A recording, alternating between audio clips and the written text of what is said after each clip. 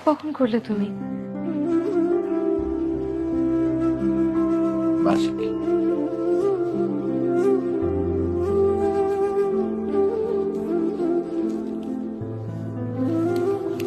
Orchid আমার অনেক পছন্দ। জানি। কিভাবে? আমি তো তোমাকে কখনো বলিনি। সোল টু সোল কানেকশন, বুঝছো? আর তোমার গুড ভাইবস। তুমি এত ফ্লার্ট করা শিখলে কবে থেকে? Again soul connection. তোমার ভাইবস,